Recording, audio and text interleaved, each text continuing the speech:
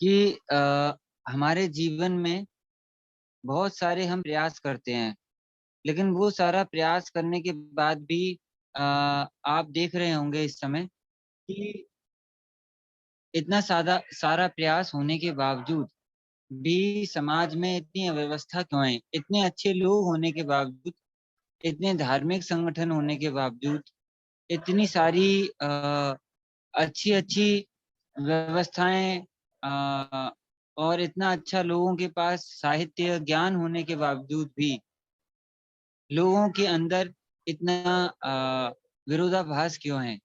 क्यों वह एक दूसरे के साथ नहीं है? क्यों वह एक दूसरे की मदद नहीं करते? क्यों वह आत्मिक जीवन में संतुष्ट नहीं है?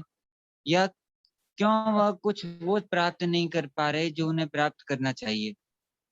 तो इस बारे में हम लोग जानने की कोशिश करेंगे। आपने देखा होगा कि बहुत सारे धार्मिक संगठन समाज में हैं, और वह बहुत सारे धार्मिक संगठन भी अ, अच्छा कार्य कर रहे हैं, और उनसे जुड़े हुए लोग अपने जीवन में कुछ अच्छा करना चाहते हैं, लेकिन फिर भी वे अपने जीवन में एक सामंजस्य नहीं बैठा पा रहे हैं। तो इसके पीछे क्या कारण है? क्योंकि आप ये देखिए कि जो हमारे हमको सबसे ज्यादा जानने को मिली है, वो क्या चीज है? वह आजकल की शिक्षा पद्धति है। और उस शिक्षा पद्धति के कारण, उस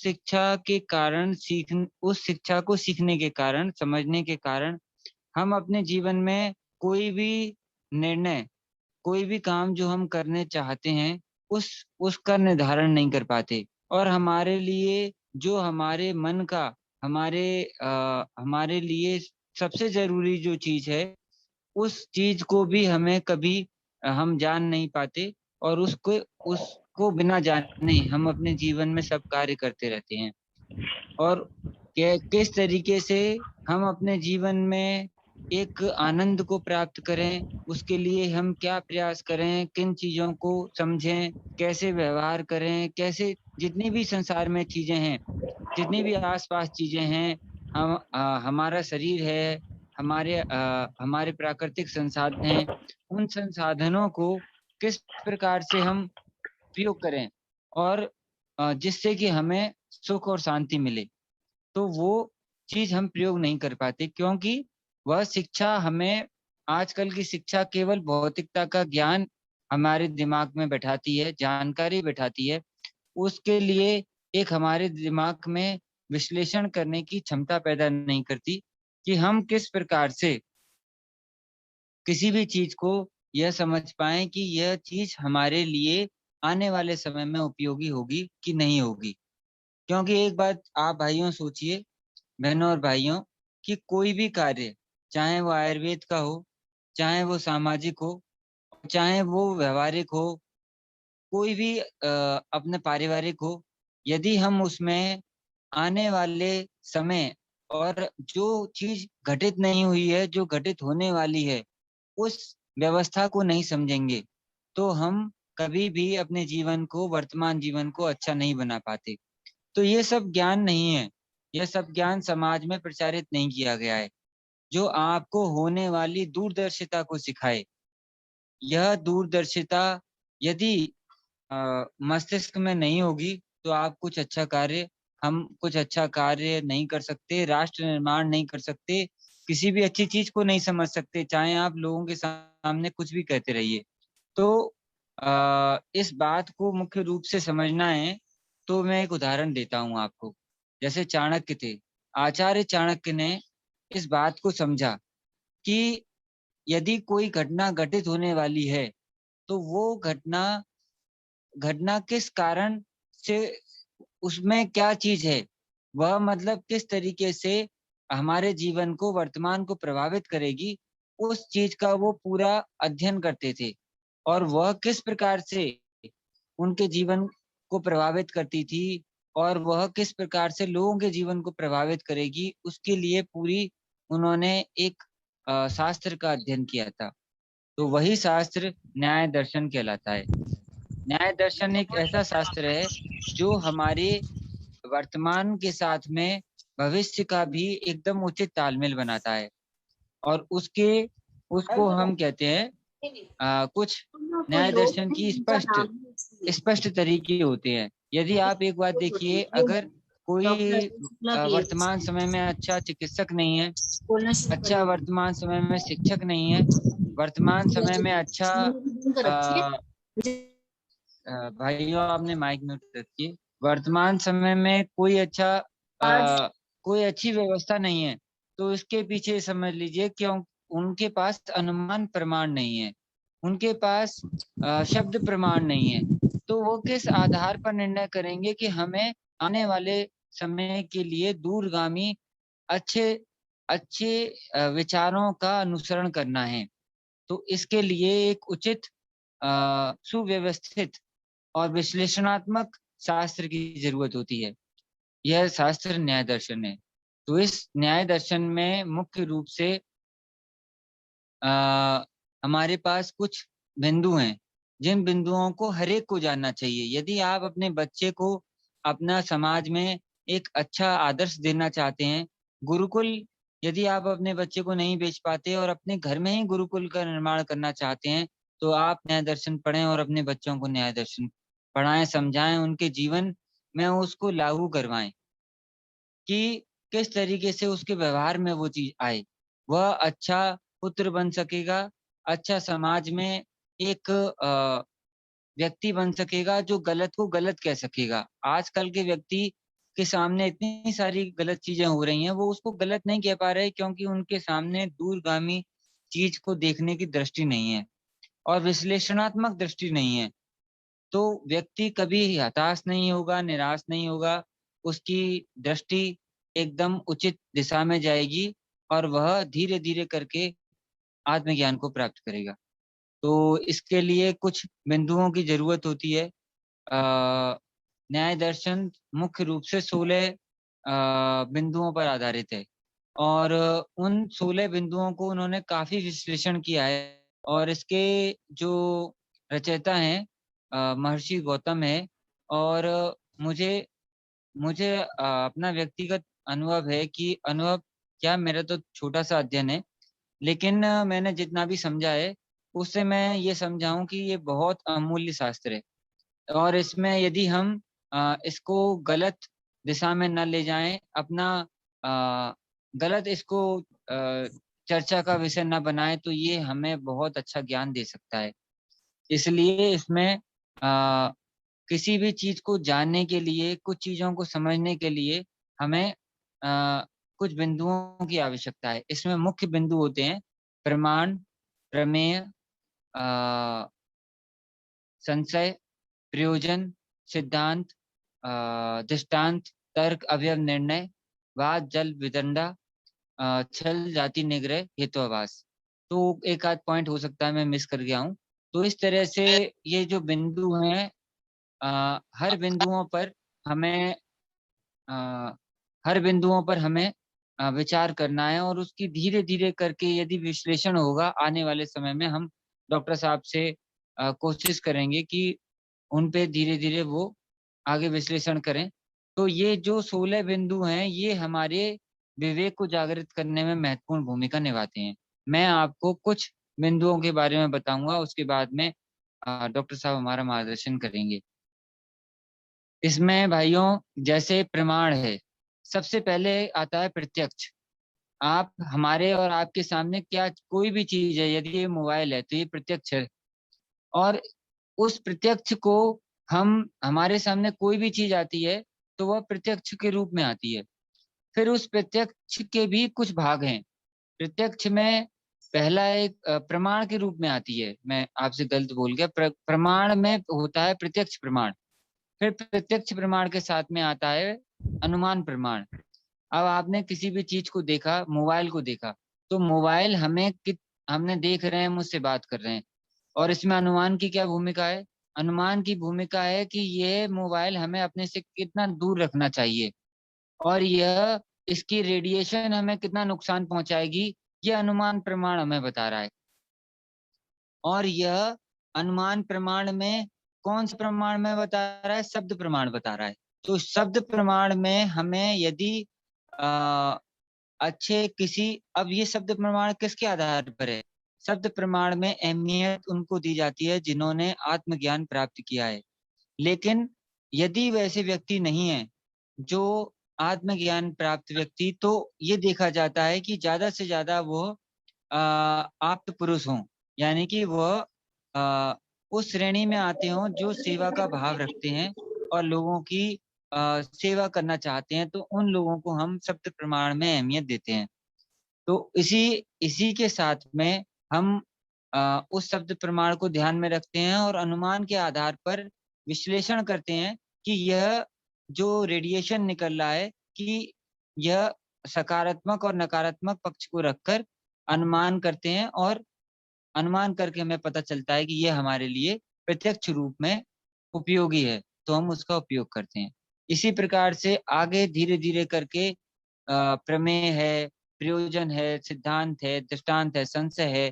तो उससे क्या है, पता चलता है कि हमें कब संशय करना है, कब प्रयोजन करना है, किस प्रयोजन के लिए हमें कार्य करना है, उसके लिए कौन सा हमें इसके लिए तर्क करना चाहिए, और फिर बाद में हमें निर्णय करना चाहिए। और यदि हम किसी से चर्चा कर रहे हैं तो किन बिंदुओं को ध्यान में रखना चाहिए, वह भी एक न्याय दर्शन का विषय होता है। लेकिन मुख्य रूप से आज हम समझेंगे प्रमाणों के बारे में, और प्रमाण, प्रत्यक्ष प्रमाण, अनुमान प्रमाण, उपमेय और शब्द। तो इसमें डॉक्टर साहब हमें थोड़ा मार्गदर्शन देंगे कि किस प्रकार से हम इन प्रमाणों के माध्यम से अपने अपने आसपास के परिवेश को, अपने आप को समझ सकते हैं, और एक जो शंका रहती है एक मस्तिष्क में, उस शंका को कैसे दूर कर सकते हैं, और अपनी प्रज्ञा को एकदम अ, आत्मविश्वास से परिपूर्ण रख सकते हैं कि हाँ, जो हम कार्य कर रहे हैं यह सही है, और हम यह कार्य हमें आत्मज्ञान की ओर ले जाने वाला है। तो मैं डॉक्टर साहब से अनुरोध करता हूँ कि वह हमारा मार्गदर्शन करें। डॉक्टर साहब।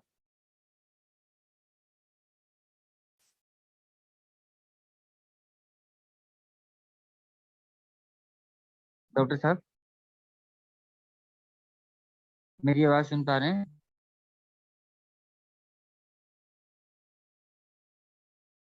डॉक्टर साहब, मेरी आवाज सुन पा रहे हैं?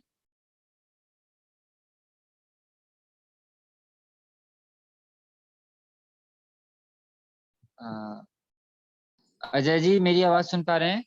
हाँ भाई साहब, प्रणाम। हाँ, प्रणाम। प्रणाम सर। जी, मेरी आवाज आपका पहुंच रही है? माइक। हाँ हाँ, पहुंच रही है डॉक्टर साहब जो। हाँ, भाई साहब, मेरी आवाज पहुंच रही है आप तक? हाँ, आवाज आ रही है डॉक्टर साहब, अब आ रही है। जी। जी।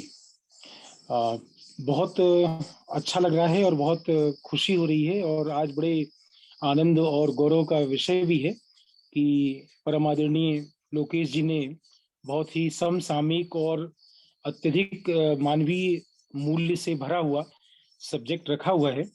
और न्याय दर्शन के बारे में जो आपने अभी भूमिका प्रस्तुत की है, निश्चित तौर पर हम सभी सुधी जनों को बहुत ही स्पष्ट रूप से अलग अलग पक्षों में बात समझ में आ भी रही होगी।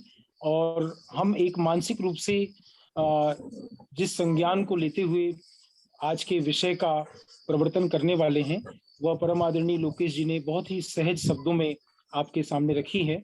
मैं अपनी बात आपके समक्ष रखूं उससे पहले आप सभी विद्वान जनों को हृदय से प्रणाम करता हूं, और इस बात के लिए निवेदन करता हूं कि आज के विषय को बड़े ही मनोयोग और सहजता से हम समझने का प्रयास करेंगे, और ऋषि परंपरा का निर्वहन करते हुए आज के विषय पर जो प्रकाश डाला गया है भाई जी के द्वारा, वो निश्चित तौर पर बड़ा ही सुरुचिपूर्ण और मनोयोग से संवर्धित था, और जो हमें इस बात की प्रेरणा भी दे रहा था कि भारतीय ऋषि परंपरा में जब हम परम श्रद्धेय गौतम ऋषि जी का नाम लेते हैं और बड़े ही श्रद्धा के साथ हमारा मानस उनके आगे झुक जाता है, क्योंकि जो 6 दर्शन की बात की गई है उसमें न्याय दर्शन बड़ा ही प्रमुख विषय भी है, और मानव जाति को कल्याण के मार्ग पर ले जाने में बहुत बड़ी इसकी भूमिका भी है। तो इसे हम बड़े ही सहज रूप से, सरल रूप से और लोक व्यवहार की भाषा में समझने का यदि हम प्रयास करें, तो हमें ये बहुत आसानी से समझ में आ जाएगा कि मन, बुद्धि और संस्कार का समायोजन करके जब एक इंसान किसी कर्म की तरफ बढ़ने का प्रयास करता है, तो उसको लगता है कि जो कुछ भी मैं करने जा रहा हूँ या जो कुछ भी मेरे द्वारा किया जाएगा, वह सब उचित और न्यायपूर्ण होगा। यह उसके अंतर्गत या अंतर्मन में विभिन्न विश्लेषण को देखते हुए, उदाहरण के लिए विश्लेषण से मेरा आशय यहाँ पर यह है कि हम अपने जीवन के अतीत, आगत और अनंत, अर्थात जो भूतकाल है, वर्तमान काल है और जो भविष्य काल है, इसमें जो एक अनुमान लगाने की बात करते हैं और जो कुछ भी हमें प्रमाण मिले हैं, जो कुछ भी हमारे सामने अभी तक भूतकाल था, एक समय के बाद में हम वर्तमान में जीवन जीने का प्रयास करते हैं और कई बार मन में दबाव भी आता है कि बहुत सारी बातें जो पूर्व में बीत गई हैं, उससे हम शिक्षा ग्रहण करते हुए, कुछ सीखते हुए अपने जीवन में कुछ परिवर्तन लाने का प्रयास करें और वर्तमान में अपने कर्म की फिलॉसफी को बहुत अधिक अगर सशक्त बना लेते हैं, पावरफुल बना लेते हैं, तो हमारा भविष्य उत्तम होगा, ऐसा हमारे अंतःकरण में एक अनुमान रहता है। और उस अनुमान को जब हम धरा पर लाने का प्रयास करते हैं, प्रैक्टिकल लाइफ में ले जाने का प्रयास करते हैं, तो कई बार वो अनुमान हमारे अनुकूल भी होता है और प्रतिकूल भी होता है। अब अनुकूल और प्रतिकूल की दिशा में और दशा में हम ये देखने का प्रयास करते हैं कि जो कुछ भी घटित हुआ है, उसके पीछे लॉजिक क्या था और वो ऐसा क्यों घटित हुआ। अगर ये सारी स्थितियां जो अभी हमारे सामने है, जिसका हम विश्लेषण कर रहे हैं, अगर ये इस अनुसार होती, इस प्रकार से होती या मेरे अनुकूल होती तो ज्यादा उचित रहता। तो कई बार उचित और अनुचित के बीच में भी हमारे मन में एक द्वंद्व रहता है। द्वंद्व के साथ साथ में हम इस बात के लिए आश्वस्त रहते हैं कि जो कुछ भी हम कर रहे हैं, क्योंकि हम क्या करते हैं कि अपने जीवन में स्वयं की प्रमुखता को हम आइडेंटिफाई करते हैं। अर्थात जब हमारे द्वारा कर्म होता है तो हमें लगता है कि जो कुछ भी हम करेंगे उसके प्रति हमारी संवेदना है, हम सकारात्मक दृष्टि से सोच भी रहे हैं। लेकिन उस सोच को जब व्यवहार की दृष्टि में वो सोच आती है, तो कई बार लगता है कि अगर हमने या हमारे द्वारा कुछ किया गया और वो मुझको अच्छा लग रहा है, मेरे मन को ठीक लग रहा है, लेकिन उससे कई मन प्रभावित हो रहे हैं। बहुत सारे मन हमारे पारिवारिक संस्था में है, सामाजिक संस्था में, उसका प्रभाव उन मनों पर विपरीत पड़ रहा है। अर्थात वो मन अंदर से व्यथित हैं, द्रवित हैं, दुखित हैं, परेशान हैं, लेकिन हम अपने मन को तरजीह देते हुए उस मन के अनुसार सब कुछ कर लेने को उचित मानते हैं। और उस घटना की घट जाने के बाद आप देखेंगे कि हम बहुत सारे तर्क से अपने आप को ढकने का प्रयास भी करते हैं। अगर वो कार्य बहुत अच्छा है, बहुत अच्छी तरीके से किया गया है, न्याय संगत है, न्याय वहां पर आइडेंटिफाई हो रहा है, तो आप देखेंगे कि बहुत सारे तर्क वितर्क और कई बार हम अपने कुतर्कों को भी वहां रख देते हैं। कुल मिला के हम ये कहना चाहते हैं कि जो कुछ भी मेरे द्वारा सोचा जा रहा है, समझा जा रहा है, किया जा रहा है, व्यवहार में आ रहा है, वो सब कुछ न्याय संगत है। अब ये अनुमान हमने अपने पूर्व के जीवन से लगाया, लोक व्यवहार की दृष्टि से जो कुछ भी हमारे द्वारा घटित हुआ उस पर हमारा संज्ञान नहीं गया और कई बार घटनाएं बहुत विपरीत स्थिति में होती हैं। जैसे मैं कुछ उदाहरण आपके सामने रखूं कि कई बार जिस परिवेश में आप रहते हैं, उस परिवेश में न्याय का जो स्वरूप है वो अगर बिल्कुल कहना चाहिए कि निष्पक्षता के साथ में घटित है, तो वहां न्याय की परिभाषा में बहुत अलग अंतर आपको दिखाई देगा। जैसे उदाहरण के लिए कि कोई परिवार के अंदर कोई इंसान मिलिट्री के अंदर है, तो मिलिट्री में अनुशासन नाम का जो शब्द है वो इतना बड़े रूप में है कि उसको इम्प्लीमेंट करने के लिए जो वहां की प्रणाली है उसमें कोई गुंजाइश नहीं है, उसमें कॉम्प्रोमाइज नहीं है। वहां जस्टिस डिले और जस्टिस डिनाई नहीं हो सकता है, क्योंकि डिले होगा अगर न्याय में विलंब है तो वो न्याय मिलने के बाद भी उस न्याय की का जो पोषण है या स्वीकारोक्ति है वो संभव नहीं है। एक और उदाहरण मैं आपको दूं, उसके बाद मैं इसको जस्टिफाई करूंगा। जैसे उदाहरण के लिए कि किसी बच्चे के द्वारा परीक्षा के अंतर्गत बहुत अच्छा पेपर जब वो सॉल्व कर लेता है, तो वो ये बताने का प्रयास करता है कि पेपर मेरे परिश्रम के अनुकूल था और जो मैंने परिश्रम किया था वो मैं न्याय कर पाया।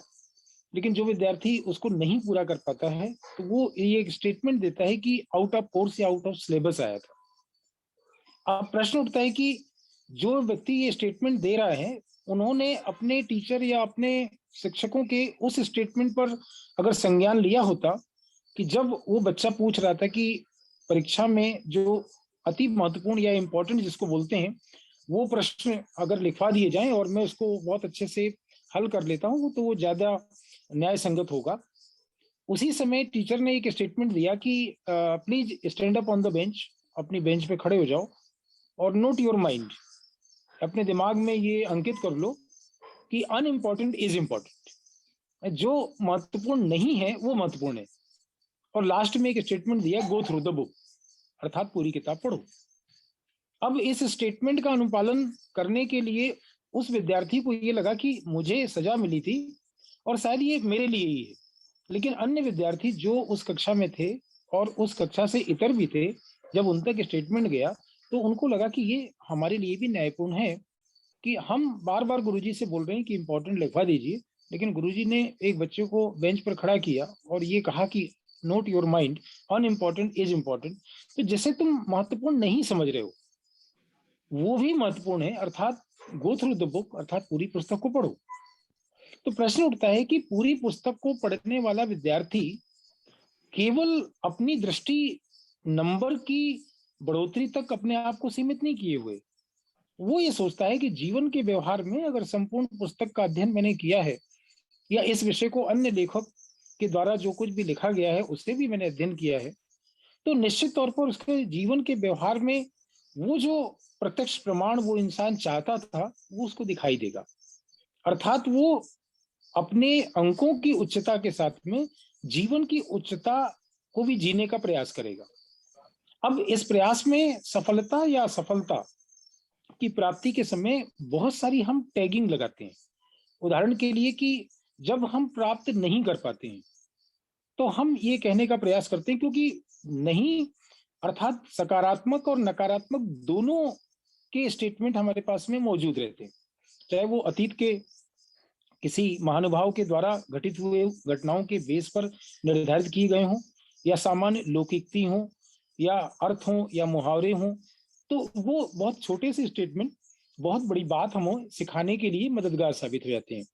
तो हम ये कहने का प्रयास करते हैं कि nothing to get before time and luck, अर्थात भाग्य से ज्यादा व्यक्ति को समय से पहले और भाग्य से ज्यादा नहीं मिलता। अब इस स्टेटमेंट को आप कब लागू कर रहे हैं? जब आपने अपने कर्म को पूर्णता में परिवर्तित कर दिया और उसके बाद जो परिणाम आया उस परिणाम के प्रति जो हमारी दृष्टि है उसमें अगर बहुत उच्चता या बहुत निम्न स्तर है हमारा या मध्यम स्तर है, तो अगर निम्न स्तर है तो हम इस स्टेटमेंट से अपने अवसाद और वेदना को कवर करने का प्रयास कर रहे हैं। उस विवेक में, उस प्रज्ञा में ये चीज हम डाल रहे हैं कि समय से पहले और भाग्य से ज्यादा किसी को नहीं मिलता। तो भाई यहाँ पर अगर 30 साल 35 साल में आपको नहीं मिल रहा है और इस स्टेटमेंट का आप यूज कर रहे हैं, तो आप कब प्राप्त करेंगे? 80 साल में। तो कई बार जो भी हमारे सामने स्टेटमेंट है या जो हमारे पास व्यवहारिक उदाहरण है उनका गलत संज्ञान भी हम ले लेते हैं और हमें लगता है कि इसको अगर हम समाज में सिद्ध कर देते हैं तो ये हमारे लिए न्यायपूर्ण स्थिति होगी।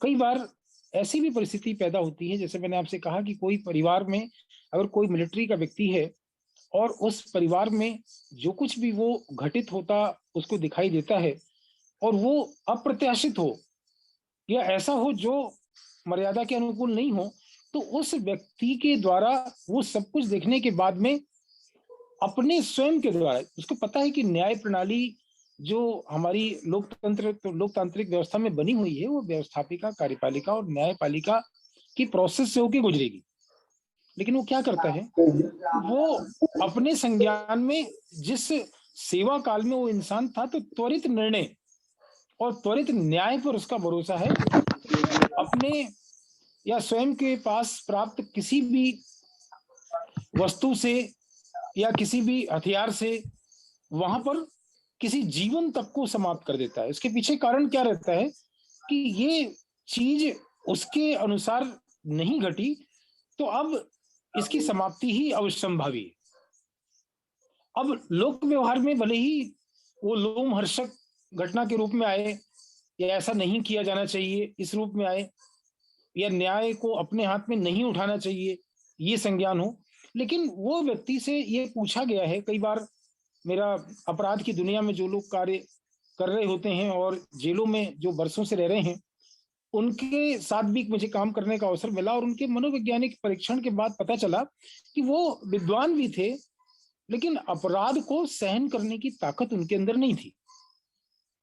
तो अपराध होता देखते हुए, और उनको ये पता था कि इस कर्म का परिणाम क्या होगा, तो उनसे मैंने पूछा तो उन्होंने कहा कि हमको बहुत पहले पता था कि जो बहुत अच्छा पढ़े लिखे हैं उनको जेल में भी थोड़ा सा क्वालिटी वाइज सम्मान मिल जाएगा, तो हम उस जीवन को जी लेंगे। अर्थात उनके द्वारा जो लोक विधिक न्याय है या सामाजिक स्तर पर न्याय है, वो न्याय नहीं मिलेगा। अर्थात लोकतांत्रिक व्यवस्था में जस्टिस डिले और जस्टिस डिनाई होगा, और अगर किसी पूर्व की घटनाओं का वो संज्ञान लेते हैं तो 10 साल 20 साल के बाद अगर न्याय मिलता है तो उसके उस न्याय का अस्तित्व समाप्त हो जाता है।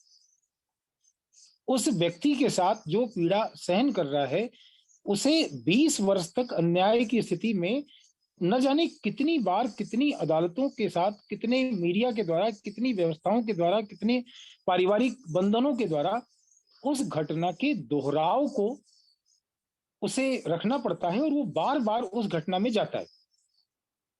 तो मानवाधिकार की जो सबसे बड़ी डेफिनेशन है कि लोकतांत्रिक व्यवस्था में मानवाधिकार को हम अगर न्याय की पुस्तकों में ढूंढने का प्रयास करेंगे तो कई बार वो न्याय नहीं मिल पाएगा, और वहां पर जो भावना के स्तर पर किसी इंसान को ठेस पहुंची है, जो पीड़ा पहुंची है, उसको 20 वर्ष तक अगर लगातार भुनाया गया, छापा गया, पढ़ाया गया संज्ञान में, तो 20 वर्ष तक एक ही घटना उस इंसान के साथ कितनी बार घटती है, और जब उसको न्याय मिलता है तो उस न्याय के बाद में उसके अंदर जो जस्टिफिकेशन होता है, जो स्वीकारोक्ति होती है, उसमें न हर्ष होता है न विषाद होता है, उसको खुशी भी नहीं है और दुख भी नहीं।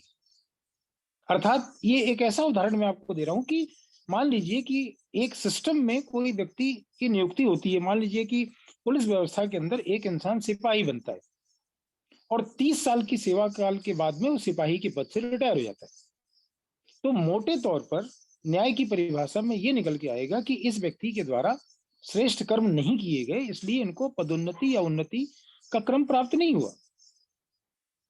जबकि आप इसका न्याय संगत तरीके से मूल्यांकन करेंगे तो पाएंगे कि जीवन के आखिरी 1 साल अर्थात रिटायरमेंट के 1 साल पहले उस व्यक्ति को हवलदार बना दिया था, उसके बाद में उसको एक और प्रमोशन मिल जाता है।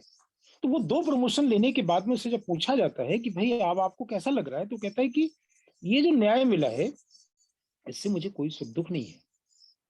तो न वहां उसको सुख हो रहा है न दुख हो रहा है। कारण उसके पीछे क्या है, तो कहा कि जितना भी मेरे से अच्छा या बुरा हुआ उसका मूल्यांकन ठीक से नहीं हो पाया। जो मेरे बड़े थे, क्योंकि हमारी लोकतांत्रिक व्यवस्था में हमारा बड़ा ही हमारे भविष्य का निर्माता होता है, वही हमारी कॉन्फिडेंशियल रिपोर्ट लिखता है। तो उन्होंने अपने जीवन में जो 4 मनोवैज्ञानिक बाधाएं हैं किसी मनुष्य के जीवन की, उन बाधाओं का उपयोग करके ये कॉन्फिडेंशियल रिपोर्ट लिखी गई है। तो कौन सी बाधाएं हैं? तो एक बहुत बड़ी मनोवैज्ञानिक बाधा है कि मैंपन की जिद। अब मैंपन की जिद और जुनून के कारण वो जो मैं था वो इतना ज्यादा उसको पोषित कर दिया गया कि वो मैंपन के कारण दूसरे को हानि होती रही। दूसरा एक अन्यायपूर्ण दृष्टिकोण था, और वो था पक्षपातपूर्ण नजरिया। तो उस पक्षपात ने आपसे कुछ ऐसा करवा लिया कि वो व्यक्ति जब सही भी कर रहा था तो वो भी हमको दिखाई नहीं दिया, क्योंकि हमें उस पक्षपात की दृष्टि से वो लोग दिखाई दिए जिनको हम चाहते थे या जो हमारे करीबी थे। अब उसमें पारिवारिक हो सकते हैं, रिश्तेदार हो सकते हैं, आपके गांव के हो सकते हैं, आपके क्षेत्र के हो सकते हैं, आपकी भाषा, बोली, आपकी जाति, जो भी बहुत सारे बिंदु हैं वहां पर। तो वो जो पक्षपात था उसके कारण वहां पर न्याय नहीं हो पाया। और तीसरी बात थी पूर्वाग्रह। पूर्वाग्रह से अर्थ ये है कि उस व्यक्ति के द्वारा अगर बाई चांस किसी कारण से एक गलती हो गई, ये गलती कर दी गई, तो ये मान लिया गया कि ये इंसान जीवन पर्यंत गलत है। जबकि न्याय की परिभाषा में, न्याय दर्शन के हिसाब से आप देखें तो जिस व्यक्ति से गलती हुई है वो तो दुखी है, वो अपने आप में उसी समय से प्रॉब्लम में है, क्योंकि वो उस व्यक्ति के द्वारा किया जाने वाला जो कर्म है वो आंख बंद करके नहीं हुआ है। अगर वो जाने अनजाने, हम दोनों शब्द का इस्तेमाल कर रहे हैं, तो वो अगर जानबूझ के हुआ है तो भी वो समस्या में है, क्योंकि व्यक्ति अपने आप में खराब नहीं है। कई बार इसको लोक व्यवहार की दृष्टि से भी हमने समझने का प्रयास किया, तो वहां हम कहते हैं कि कई बार महात्मा गांधी जी की स्टोरी के साथ इसको नरेट करके देखने का प्रयास किया जाता है कि एक पापी को सब पत्थर मार रहे हैं, और जब उनका संबोधन होता है कि भाई ये तो तय करने कि जो लोग पत्थर मार रहे हैं वो जीवन में उन्होंने कोई पाप नहीं किया है, तो कहा कि उस कहानी में हाथ में से पत्थर छूट जाता है और लोग वहां से चले जाते हैं। अब क्या हुआ कि न्याय संगत एक बात निकल के आई कि जैसे हम पापी करार दे रहे हैं, पाप की परिभाषा में उसको घसीटने का प्रयास कर रहे हैं, भाई पाप के अलग अलग पक्षों की विवेचना को अगर हम देखने का प्रयास करें, जिसे हम सकारात्मक और नकारात्मक भी कह सकते हैं, तो वहां पर जो मैंपन था, वहां जो पक्षपातपूर्ण नजरिया था, वहां जो पूर्वाग्रह से ग्रसित हमारा मन था, और जो हमने पूर्वानुमान लगाया था, ये लगभग, इसको अगर बैलेंस रूप में देखें तो 10% ईच अगर हमारी बाधा है, तो ये 10-10% में 40% मस्तिष्क की बाधा के साथ हम जी रहे हैं, उसमें हृदय भी शामिल है। अगर मैंपन की बाधा है, अगर पक्षपातपूर्ण रवैया है, तो ये हमारी वैचारिक उलझन का परिणाम है। अगर हमारे अंदर पूर्वाग्रह से हम ग्रसित हैं और पूर्वानुमान हमने लगा रखा है, तो ये हमारे हृदय में चलने वाले वो भाव हैं जो जीवन पर्यंत उधेड़ बुन में लगे हुए हैं। तो इन चारों के साथ अगर किसी व्यक्तित्व को आगे बढ़ाने का आप प्रयास करेंगे, तो वहां आप देखेंगे कि निर्णय शक्ति का लेवल क्या होगा। वहां विवेक सम्मत निर्णय की जो परिभाषा है वो बिल्कुल अलग हो जाएगी। जबकि हम जानते हैं कि बिन सत्संग विवेक न हुई, लेकिन सत्संग करने के पीछे जो मानसिकता है, जो वैचारिक दृष्टिकोण है, हमारा ये हो जाता है कि हम विद्वान हैं, हम समझदार हैं, हमें किसी अच्छे विचार की क्या आवश्यकता है।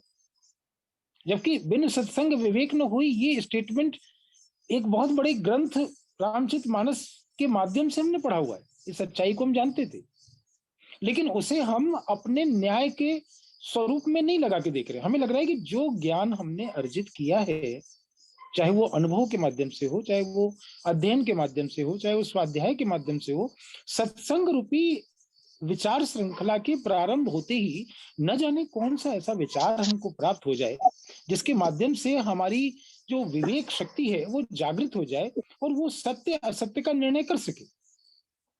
अब सत्य असत्य का निर्णय नहीं हो पाने की स्थिति में वो जो प्रियम्बल है, वो जानकारी हमारे अंदर है, और वो जानकारी की उपस्थिति ही हमारे दुख का कारण है।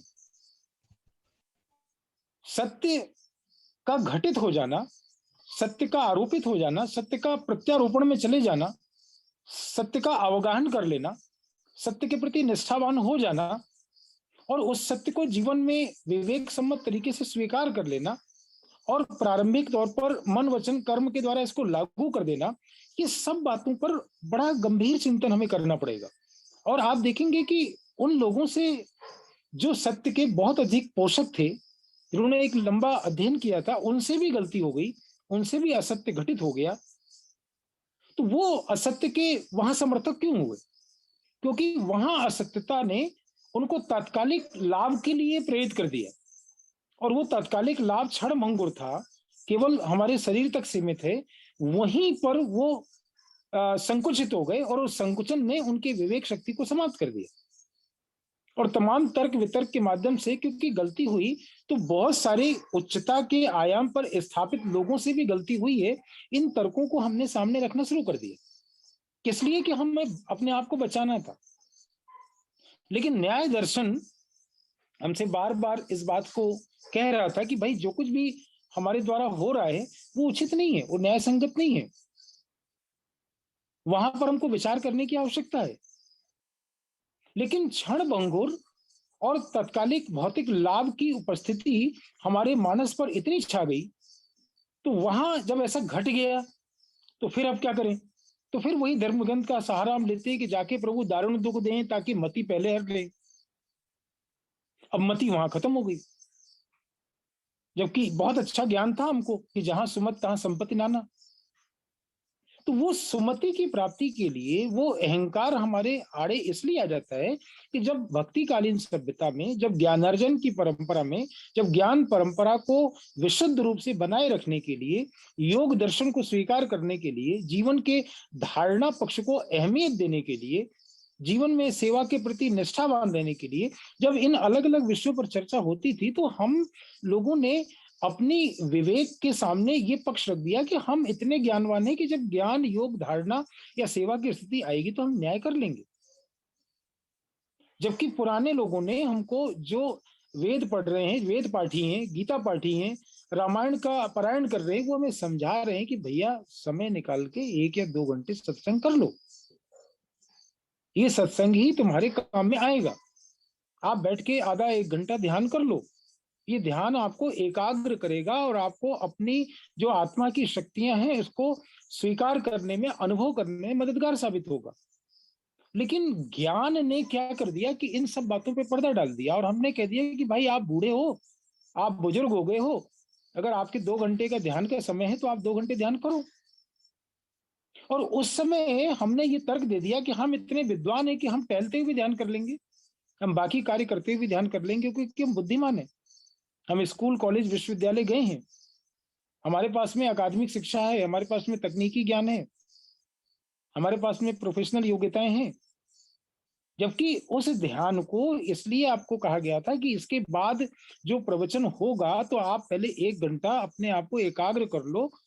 चित्त वृत्ति निरोध की बात हम पढ़ रहे हैं, अष्टांग योग का हम वर्णन अपने जीवन में कर रहे हैं, लेकिन वो चित्त वृत्ति निरोध के लिए हमें 1 घंटा बैठ के ध्यान करना मंजूर नहीं था, क्योंकि उसमें हमारा ज्ञान आड़े आ गया। हमें लगा कि हम इतने ज्ञानी हैं कि इसकी जरूरत नहीं है, डायरेक्ट प्रवचन होगा वो हम स्वीकार कर लेंगे। प्रश्न है कि इसलिए स्वीकार नहीं हो पाएगा क्योंकि आपकी जो स्लेट है, आपके जो मानस पटल पर अंकित है, उसकी सफाई आपने नहीं किया। उस योग के द्वारा आप अपने आप को कुशल स्थिति में निर्मित नहीं कर पाए। अगर आप वहां पावरफुल स्थिति बना लेते तो वो प्रवचन आपके लिए सर्वग्राही बन जाता, हितग्राही हो जाता, आप उसको आत्म संयमित होकर स्वीकार कर लेते। लेकिन वो द्वंद्व हमारा समाप्त नहीं हो पाया और द्वंद्व में क्या हुआ कि दुविधा में दोनों गए, माया मिली न राम वाली बात हो गई। तो अब वहां निर्णय शक्ति ने ये मंजूर किया कि हम ज्ञानी हैं, हम प्रवचन के समय आके बैठ जाएंगे, बाकी हम कुछ और काम कर लेते हैं। तो ये जो बार बार आपको प्रज्ञावान बनाने के लिए, आपको समर्थ बनाने के लिए, आपको सक्षम बनाने के लिए, आपकी निर्णय शक्ति को विवेकवान आपको बनाने के लिए जितने भी तर्क बुजुर्गों के द्वारा, बड़ों के द्वारा दिए गए थे कि भैया आप ब्रह्म मुहूर्त में उठो, आप 4 बजे उठो, अब वो 4 बजे से लेके और 6 बजे तक बैठ के ध्यान करो, ये बात हमको नहीं स्वीकार हो पाई। और हमने ये तर्क दे दिया कि हम रात में 2 बजे तक बैठ के पढ़ाई कर रहे थे, जबकि उन्होंने बताया कि भैया आप 2 बजे तक पढ़ रहे थे बैठ के, तो उस पढ़ने के दौरान में जितनी बाधाएं और जो काल में आपने अध्ययन किया वो वैसे भी बहुत ज्यादा अलग तरह का काल था, उसमें बहुत सारी बाधाएं थी और आपका समय केवल अपने को एकाग्र करने में ही 2 बज गया और जब पढ़ने का मन हुआ तो आपको नींद आने लगी। तो ये जो ऋतु के हिसाब से, पर्यावरण के हिसाब से या वातावरण के हिसाब से या दिनचर्या के हिसाब से जो हमारे ऋषि मुनियों ने हमारे लिए निर्धारित किया था, उनके विवेक सम्मत ज्ञान के प्रति अन्यायपूर्ण दृष्टिकोण को विकसित कर लेने से हमने क्या किया कि अपने पूरी जीवनचर्या को, बैलेंस सिचुएशन को समाप्त कर लिया। अब जो हम चाह रहे थे कि आप बताइए कि हम अंदर से बिल्कुल चाह रहे हैं कि तनाव हमको नहीं हो, लेकिन हम जीवन जिए विरोधाभासी। तो विरोधाभासी जीवन जीने के बाद में फिर तनावपूर्ण प्रबंधन की केवल वर्कशॉप की जा सकती है।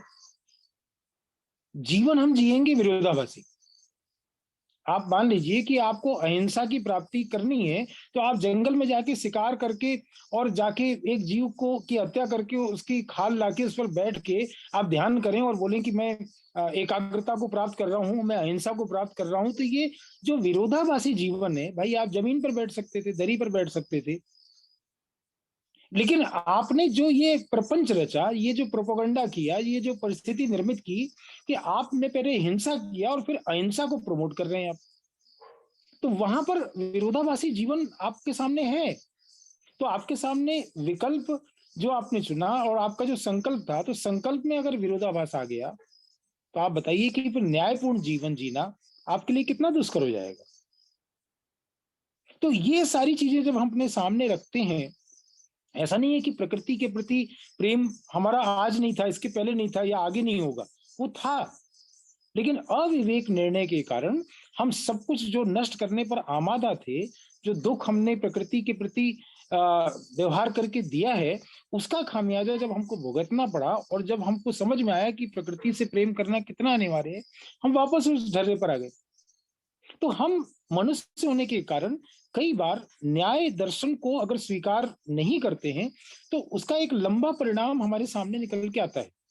तर्क वितर्क से स्वयं को अन्यायपूर्ण स्थितियों में डालकर आप किसी मन वचन कर्म को अगर इम्प्लीमेंट कर देते हैं, मान लीजिए कि आपको जो नहीं सोचना है वो आपने सोचना शुरू कर दिया, जो आपको नहीं बोलना है वो आपने बोलना शुरू कर दिया, जो आपको नहीं करना है वो आपने करना शुरू किया, तो आप लगभग हर परिस्थिति में मन वचन काय की जो पवित्रता है वो जितना आप खंडित करते जाएंगे, उसमें आपको कोई फांसी की सजा दे या न दे, आप स्वयं अपने आप को जेल में कैद करते जाएंगे।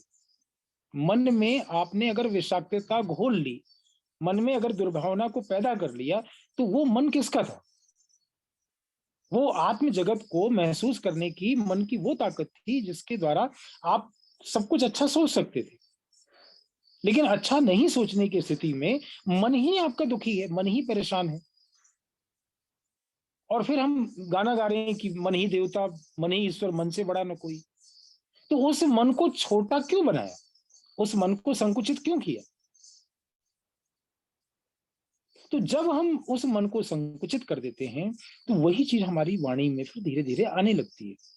और वाणी की विषाक्तता का परिणाम ये हुआ कि हमारे सातों चक्र डिस्टर्ब हो जाएंगे, बॉडी का जो अलाइनमेंट है वो खत्म होने लगेगा। अब आप कितना भी बाहरी तौर पर जो ग्राह्य वस्तुएं हैं, वो कितनी भी प्रोटीन और वसा और कार्बोहाइड्रेट और तमाम चीजों को आप लेके खाते रहिए, लेकिन आपने अपने मन को जिस स्तर पर रखना चाहिए था, जिस लेवल पर उसको ट्यून करना चाहिए था, वो ट्यून नहीं किया, बैलेंस नहीं किया, वचन में आपने नियंत्रण नहीं पाया, तो कर्म की फिलॉसफी तो नेचुरली उस उच्चता को प्राप्त नहीं हो पाएगी। तो मन वचन कर्म का जो बैलेंस बिगड़ रहा है और उसके कारण हम निरंतर दुखी हो रहे हैं और अवसाद में जा रहे हैं, वेदना से पूर्ण है। तो उस स्थिति में जब हमारे पास में बहुत सारी स्थितियां क्रिएट हो जाती हैं कि जो चीज हम देख रहे हैं, जो चीज हम सुन रहे हैं, जो कुछ भी हमारे आसपास हो रहा है, तो वो निश्चित रूप से हमें विचलित करेगा। और वहां फिर आपके पास में कोई दवाई नहीं है कि आप उसको बैलेंस कर लें। तो उसके लिए एक ही तरीका है कि जो प्रारंभिक काल है, जहां पर मन को पुष्पित और पल्लवित होना है, तो हमें किसी भी स्थिति में, चाहे वो बलपूर्वक ही क्यों ना हो, शुरुआत में किसी नियम को फॉलो करने में हमें परेशानी होगी, ब्रह्म मुहूर्त में उठने में परेशानी होगी, हो सकता है कि ध्यान करने के पूर्व आपको दैनिक क्रिया की ओर जाना पड़ेगा, लेकिन उस दैनिक क्रिया में एक बार आप जब आ जाएंगे, तो वो जो लंबे समय से मन को विचार मन में आया हुआ है, बैठा हुआ है, लोगों को हमने देखा भी है कि जिन लोगों ने ब्रह्म मुहूर्त में उठ के अपना स्वाध्याय किया है, उन्होंने व्यक्तिगत जीवन में, सामाजिक जीवन में, पारिवारिक जीवन में, राष्ट्रीय जीवन में और अंतर्राष्ट्रीय स्तर पर मानव जगत का कल्याण किया है। अब जिस जगत में हम रह रहे हैं, वहां लोक कल्याण की हमारी भावना है, लेकिन जब हम अपने को ही सशक्त नहीं कर पा रहे हैं, अपने को सक्षम नहीं बना पा रहे हैं, अपनी उस अच्छाई के साथ बहुत लंबा समय दीर्घकालीन स्थितियों में हम जी नहीं पा रहे हैं, तो आप बताइए कि फिर आपके माध्यम से जो कुछ भी प्रकट होगा, चाहे वो मन से प्रकट हो या वचन से प्रकट हो या कर्म से प्रकट हो, वो कल्याणकारी स्थिति में कब परिवर्तित होगा? तो वो कल्याणकारी स्थिति में परिवर्तित हो जाए, वो हितकारी हो जाए, वो मंगल हो जाए, तो वो कर्म होने से पहले तो आपके मन में घटेगा ना। इसलिए मनोविज्ञान की भाषा में उसे हम लोग कहते हैं कि पहले आप अपना एक विजन बनाइए कि आप धरती पर क्यों आए। अब ये सारे प्रश्न आते हैं तो नई उम्र के लोग बोलते हैं कि तो दार्शनिक प्रश्न है, कोई बोलेगा कि धार्मिक प्रश्न है। अभी इस उम्र में हम धर्म कर्म थोड़ी ना देखने आए। तो ये सब बातें क्या होती हैं कि ये छोटे छोटे तर्क जो उस इंसान ने कहीं से सुन रखे हैं, लेकिन न्याय दर्शन की परिभाषा में जब अपने आप को वो लाने का प्रयास करता है, तो वही व्यक्ति जिसने इन सब चीजों को नहीं माना और लोक व्यवहार की भाषा में कुछ प्रश्नों को रट के उसने परीक्षा को उत्तीर्ण कर लिया, और जब वो धन संग्रह करने की प्रवृत्ति में आता है, तो उसी इंसान का धन लोकोपयोगी नहीं बन पाता है। अब जीवन भर तो उसने रटा हुआ है कि विद्या ददाति विनयम। अब विद्या ददाति विनयम विनयाद याति पात्रताम पात्रत्वाद धर्म आपनोति धनात् धर्म ततः सुखम। तो मेरे भाई वो स्टेज तक आप आ ही नहीं पाए ना। वो ज्ञान हमारे पास में था, लेकिन वो धन ही अर्जित नहीं कर पाए, जबकि उसकी डेफिनेशन में है कि उस लेवल की पात्रता नहीं थी। और पात्रता थी और धन आया तो कहीं अखबार में देख लिया कि एक आदमी निकला और उसने लोगों को कपड़े बांट दिए, तो आप भी गए बाजार से कपड़े लेके आगे बांट दिया आपने, खाना इकट्ठा किया बांट दिया आपने। तो आपने क्या किया कि केवल एक बाह्य शरीर के पोषण के लिए कुछ समय तक, वो कपड़े के गतिशीलता कितने अवधि तक है, वो भोजन एक बार कराने के बाद जो आत्म संतुष्टि और धर्म का कार्य आप मान रहे हैं, वो कितना लंबा चलने वाला है। कभी आपने पूछा है कि जो भोजन कर लेगा व्यक्ति, तो उसके बाद वो क्या कर्म करने वाला है? जिसे आप प्राण दे रहे हैं, जिसे आप जीवन दे रहे हैं, जिसे आप हष्ट पुष्ट बना रहे हैं, वो जीवन में करेगा क्या? उसकी लाइफ का विजन क्या है? तो क्यों ऐसा नहीं हुआ? क्योंकि हमने केवल न्याय दर्शन को एक छोटी परिभाषा में अंकित कर लिया कि देखा देखी पुण्य और देखा देखी पाप। अब अमिताभ बच्चन अपने बंगले से निकल के खाना या कपड़ा बांट देते हैं, तो आप सोचते हैं कि अगर मैं ऐसा कर लेता हूं तो मैं भी अखबार में छप जाऊंगा। तो ये लोग व्यवहार की वो तृष्णा है जो क्षणिक नाम मान शान के लिए आपको प्रेरित कर रही है, लेकिन ये न्याय नहीं करा पाएगी आपसे। न्याय करने के लिए आपको अपने जीवन में विजन, मिशन और टारगेट फिक्स करना पड़ेगा। आप क्यों पैदा हुए हैं, जब ये प्रश्न आप अपने आप से पूछेंगे तो हो सकता है जवाब नहीं मिले, तो अपने माता पिता से पूछ के देख लीजिए, अपने गुरुजन से पूछ के देख लीजिए, भाई ये माता पिता गुरु का डेवलपमेंट किस लिए हुआ है, ये अपने विकास के चरम उत्कर्ष पर क्यों पहुंचे हैं, इनसे आप इन प्रश्नों का जवाब मांगिए जाके। तो इसी लोक व्यवहार में जब आप देखेंगे कि टाटा ने टाटा एथिक्स लिख दिया और आज वो आईआईएम के अंदर पढ़ाई जा रही है, तो टाटा एथिक्स है क्या चीज? तो जमशेदजी टाटा के द्वारा ऐसा क्या लिख दिया गया जो नीति के स्वरूप में बन गया और वो इंडियन इंस्टीट्यूट ऑफ मैनेजमेंट में पढ़ाया जा रहा है? तो उस टाटा एथिक्स में ये लिखा हुआ है कि जब हम जीवन में किसी के साथ व्यवहार करते हैं, तो व्यवहार में मन वचन कर्म का प्रयोग इस प्रकार से करें कि उसके हृदय में वेदना नहीं हो, दुख नहीं पहुंचे। दुख नहीं पहुंचे अर्थात सुख पहुंच के वो आपकी बात को स्वीकार कर ले। लेकिन हमारी ये आदत पड़ी हुई है, अब हम न्याय दर्शन को हम कहाँ संज्ञान ले रहे हैं? न्याय दर्शन का हमारी आदत पड़ी हुई है कि पहले हम दुख देंगे और फिर एक स्टेटमेंट देंगे कि इफ यू डोंट माइंड, भैया मेरी बात का बुरा मत मानना। इसका मतलब है कि विथ प्लानिंग करके आप किसी को दुख देने वाले हो और पहले ये स्टेटमेंट दे रहे हो कि भैया बुरा मत मानना, और फिर बुरा लगने वाली बात बोल रहे हैं और फिर उसकी लीपापोती कर रहे हैं। तो हमने अपने जीवन में नकारात्मक को फैला के, व्यर्थ को फैला के, साधारण सोच को फैला के इतना ज्यादा चीजों को अस्त व्यस्त कर दिया है कि हमें अच्छा बोलना या अच्छा देखना या अच्छा करना, इसका संज्ञान ही उठाने में मेहनत लग रही है। और इतना थक जा रहे हैं आप अपनी साधारण कर्म कहानी से, अपनी व्यर्थ की कर्म कहानी से, अपनी नकारात्मक कर्म कहानी से, सारी ऊर्जा आपकी नष्ट हो गई। तो संपूर्ण दिवस में 24 घंटे के बाद आप थक के एक स्टेटमेंट दे रहे हैं भैया सकारात्मक करो। काश आपकी शुरुआत ही सकारात्मक से होती, तो शायद जीवन में या एक दिन की दिनचर्या के बाद में आप सार्थकता की ओर आ जाते, या आप संपूर्णता से अपने आप को आरंभ करते, तो शायद आपका जीवन समर्पण की ओर चला जाता। तो किसी बेहतर को हम क्यों नहीं उठा पा रहे हैं? तो जब ये विवेक सम्मत तरीके से अपने आप से पूछने का हम प्रयास करते हैं, तो वहां पर जो टाटा की बात मैंने किया था, तो वो क्यों संभव हो पाया? क्योंकि उन्होंने अपना विजन बनाया था। अब एक साधारण व्यक्ति बोलेगा भैया हम टाटा थोड़ी ना है कि अपना विजन बनाए। अरे मेरे भाई, किसी भी संस्था के लिए, चाहे वो सामाजिक संस्था हो या राजनीतिक संस्था हो या धार्मिक संस्था हो या आध्यात्मिक संस्था हो, कोई भी संस्था हो, कोई भी व्यक्ति हो, कॉर्पोरेट सेक्टर हो, सभी के लिए विजन, मिशन और टारगेट आवश्यक है। आपके जीवन में विजन एक ही हो सकता है, और उस विजन को पूरा करने के लिए आपके जीवन का उमंग, उत्साह, उसमें सबसे बड़ा विनियोजन है, आपको लगाना पड़ेगा। और उस लगाने वाली शक्ति को, ऊर्जा को आप अपने जीवन में बनाए रखते हैं, तब जाके आप बहुत सारे लक्ष्यों पर भी कार्य कर सकते हैं। टाटा ने ये बनाया था अपना विजन कि जिस धन को वो अपनी शक्ति से कमाएंगे, उस धन का प्रयोग वो दो बड़ी चीजों में, न केवल भारत में बल्कि विश्व स्तर स्वरूप में करेंगे। उसमें पहला विजन उनका ये था कि मैं अपना धन जो है वो स्वास्थ्य सेवाओं में लगाऊंगा और शिक्षा के क्षेत्र में लगाऊंगा।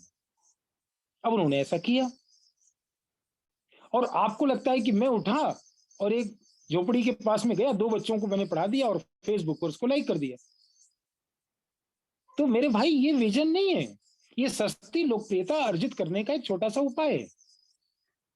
और सपना देखने लगी कि जमशेदजी टाटा ने पूरी दुनिया के अंदर जो स्वास्थ्य सेवाएं और शिक्षा के उच्च स्थान बनाए हैं, उस जैसा मैं कर लूंगा।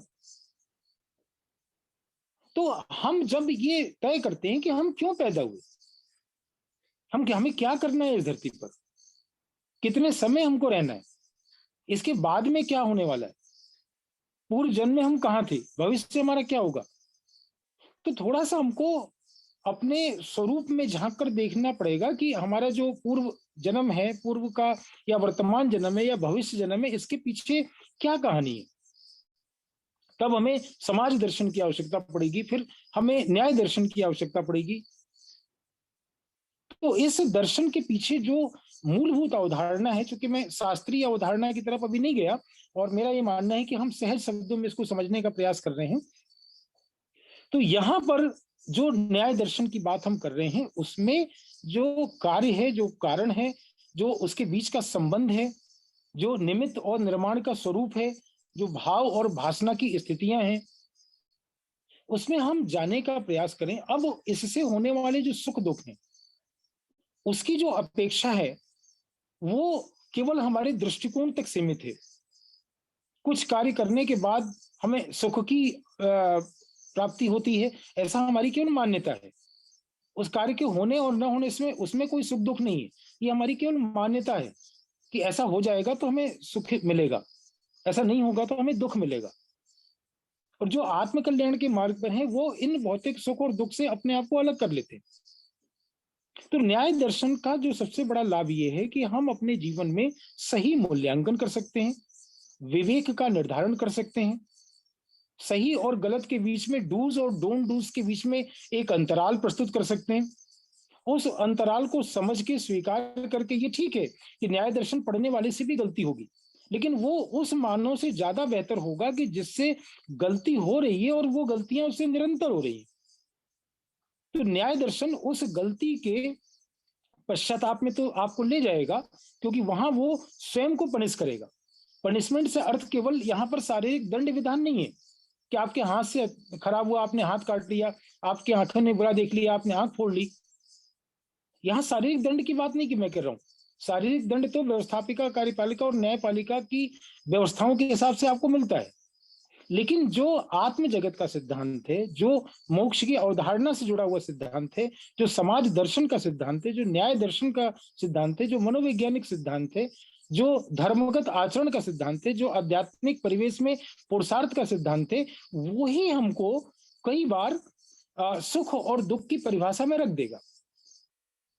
आप कर्म तो छोड़ दीजिए, आप केवल मन से श्रेष्ठ, शुभ और पवित्र सोचने के अतिरिक्त आप सोच रहे हैं, जिसमें आपकी परिभाषा में अगर वह अशुभ या अपवित्र या अकल्याणकारी सोच है, तो वो सोच ही आपकी मानसिकता को इतना विकृत कर देगा कि पूरे शरीर पर वो आभा मंडल में वो सारी नकारात्मक दिखाई देने लगेगी, और वो निगेटिविटी इतनी बढ़ जाएगी कि आपसे लोग कहेंगे भैया आज क्यों दुखी हो, क्यों परेशान हो, क्या बात है।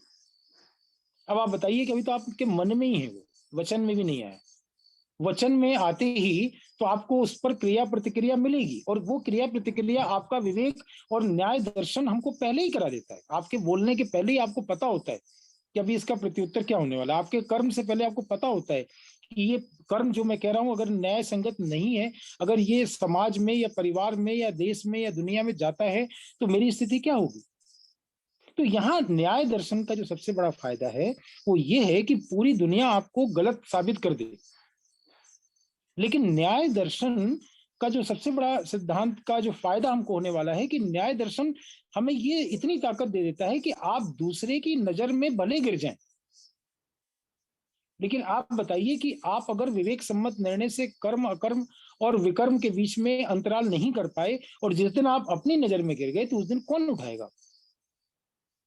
तो सबसे बड़ा जो दुखद प्रश्न है मनुष्यता के सामने और उसको दुखी होने का या स्थायी दुखी या स्थायी सुखी होने का, कि वो ये है कि वो जो कुछ भी व्यवहार कर रहा है, कई राइटर ने इस बात को लिखा है कि ऐसा व्यवहार हमसे नहीं हो जाए, ऐसी गलती ना हो जाए कि जिसका कोई समाधान नहीं हो।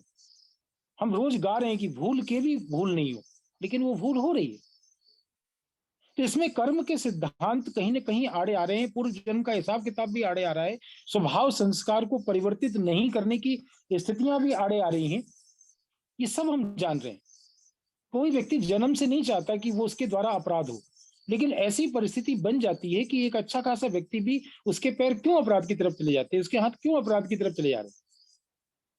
तो ये जो कर्म अकर्म और विकर्म की जो स्थिति है इसको बहुत गहराई से समझना होगा, और ये जब आप समझने की चेष्टा करेंगे तो ये न्याय दर्शन के माध्यम से आपको ये समझ आएगा कि मन वचन कर्म के बीच में जो अंतराल रहेगा तो जीवन पर्यंत, एक जन्म नहीं कई जन्म हम दुखी परेशान रहेंगे। देखिए ऊपर से कितनी भी लिपापोती कर लें हम, कितनी भी डेंटिंग पेंटिंग कर लें, लेकिन जो रोने वाला है, जो दुख है, वो तो आत्म जगत का है ना। आत्म जगत इस काया में बंद है, वो तो दुख आपके पास में है ही है। लेकिन इस काया में रहते हुए अगर वो इसी जीवन में ज्ञान सुख शांति आनंद प्रेम पवित्रता शक्ति इन सद्गुणों की अनुभूति वो नहीं कर पा रहे, ये पंच इंद्रियों से पंच कर्मेंद्रियों के माध्यम से, तो या कर्मेंद्रियों और ज्ञानेंद्रियों के संयुक्त प्रयास के बाद भी वो नहीं आप कर पा रहे हैं, तो आपको सुखी कौन कर सकता है।